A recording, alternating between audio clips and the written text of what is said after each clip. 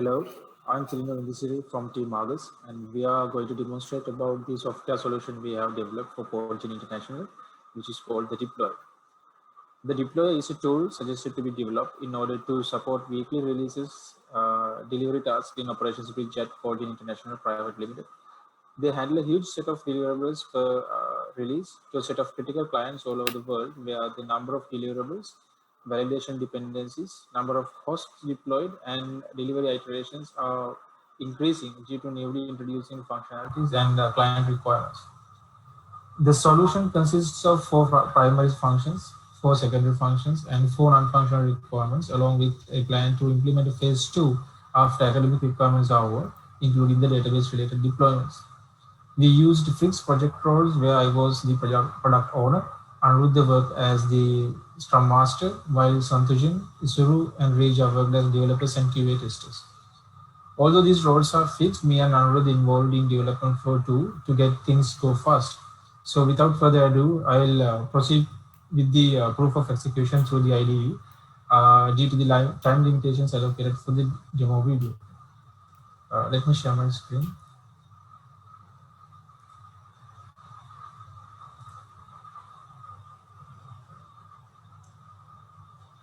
So this is the software we have developed. It has many classes, and the main class is Universal Deployer. I'll be executing that.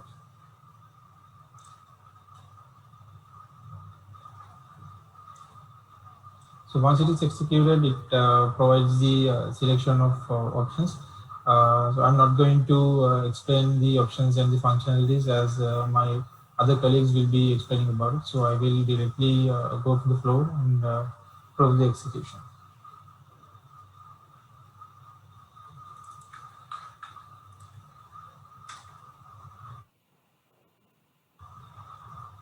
It is supposed to take some time because our testing servers are created in AWS and the IDE connecting through internet for those servers.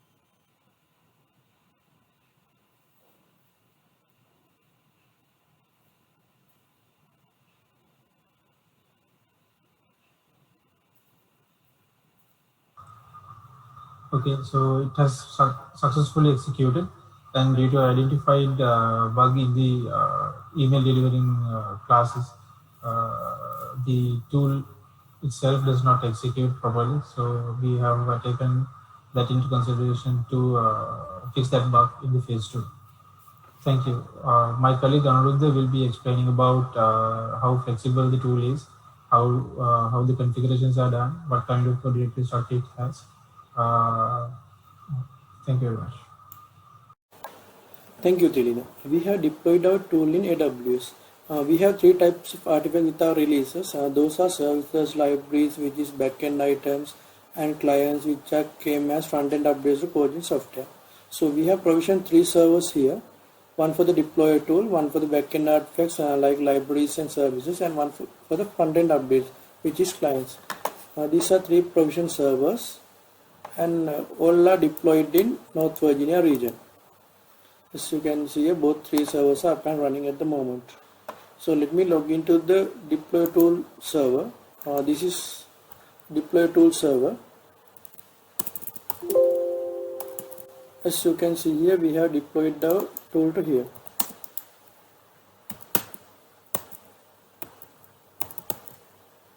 This is the directory structure of the deploy tool. This is the configuration directory. It contains all the configuration related to environment, deployment and rule and release version and etc. You go into the configuration directory, and here as you can see there is a directory name with the host name.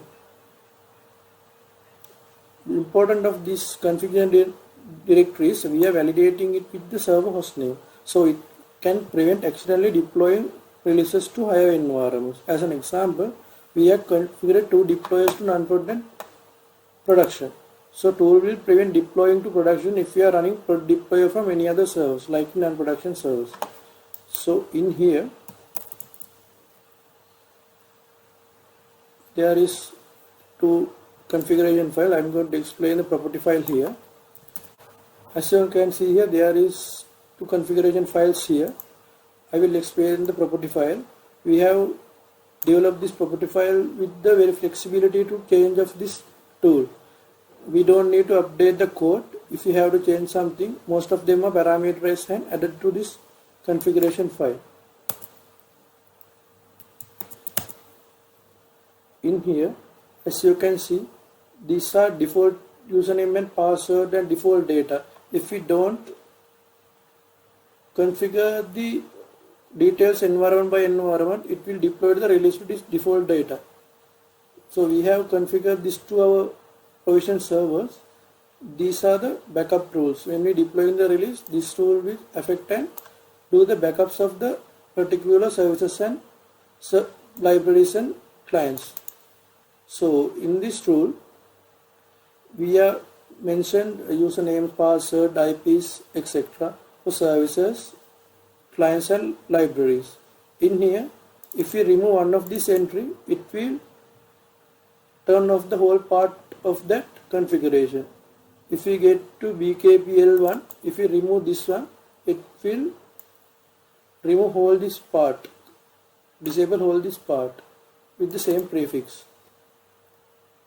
As you can see here, here is the deployment rules, same as that.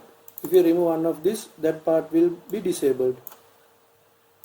Also here we have mentioned username, password, server paths and IP, etc. Next part is send mail part. We need to get a report with them in a mail after the deployment. So we tried to do it, but unfortunately we haven't do it at the moment. We have added that to the phase 2 with the time constraint. In here we are passing these email relevant details to get the report. Let me go back.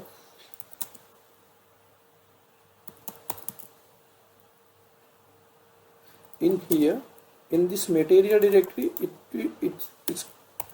it's containing all the release relevant data. In this ad hoc directory, it's containing all the ad hoc related directories. Ad hoc releases mean I think you have to only deploy one services into one environment only. So you can deploy it as ad hoc release. It will only deploy into that server only, will not come as a release version. We go out. In this backup directory, it contains all the backup which were taken from the release. These backups will be taken by the tool with the relevant releases.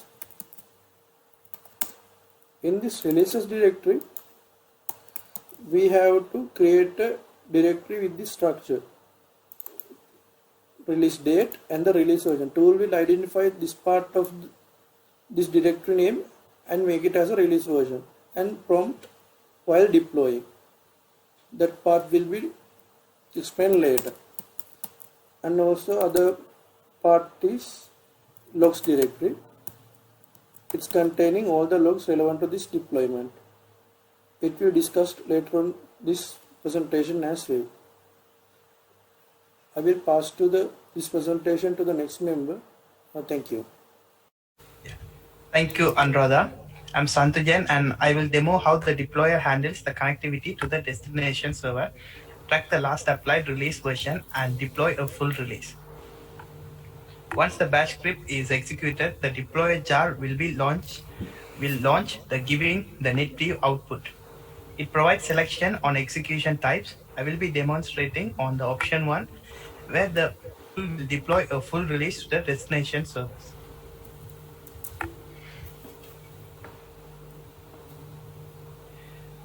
Then the tool will automatically detect the property file we have configured. So it's better to name the property file matching your environment name. In this case, it's SEP deployer. You will have to copy paste the name of it instead of entering due to some reason. We have purposely developed it in a way so the user will intentionally deploy the release, and the tool will not allow the user if they accidentally enter a number and deploy a release to the wrong environment. After selecting the environment name, the tool will show the additional information configured in the property file, such as type, ports, and more importantly, the last version applied. The tool itself will write the release version applied to the version file and config directory once the deployment is done.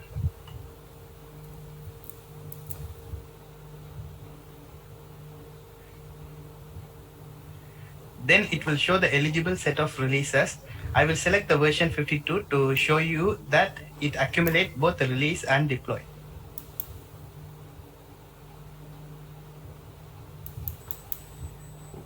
Once the version is entered, the tool will show the accumulated releases and their content. Once confirmed, it will back up the existing artifacts from the destination server. Then the artifacts delivered along with the selected release will be deployed.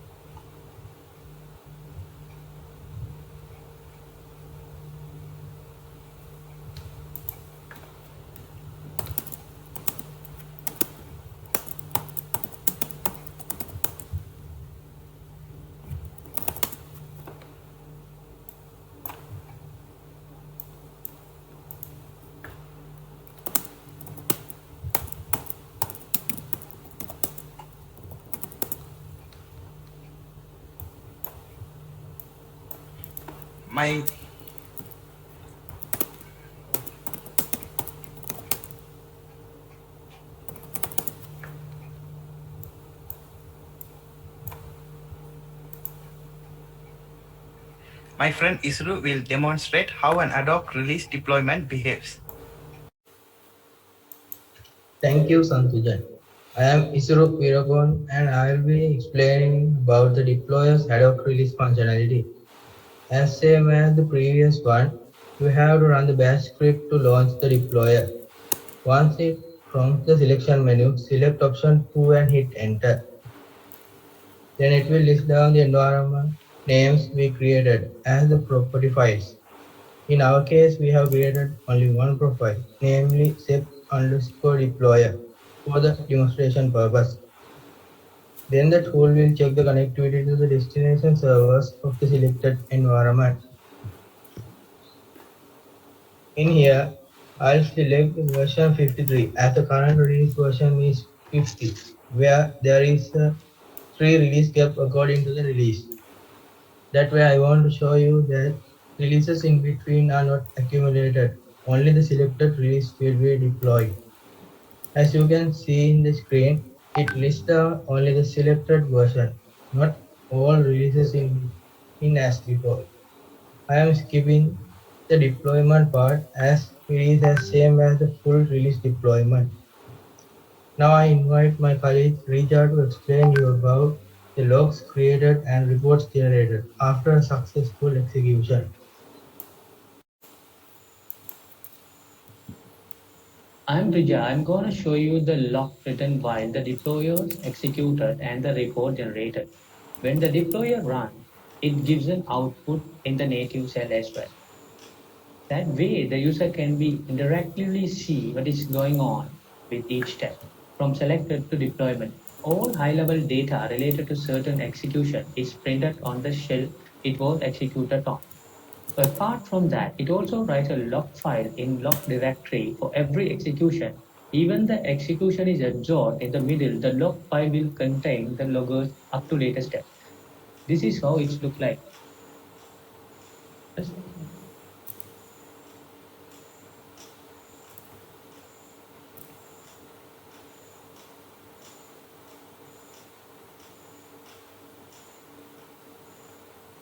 It's contained the date, time selected option, outcome of each step, any breaking point, and all related information for that particular execution.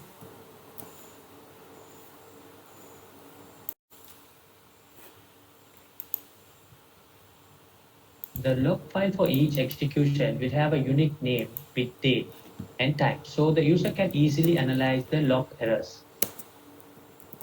Once the deployer is executed, it will also create a summarized report in parallel to the log file. It is an HTML report which contains summary of execution that show which version has been deployed, any failures, connectivity failures, etc.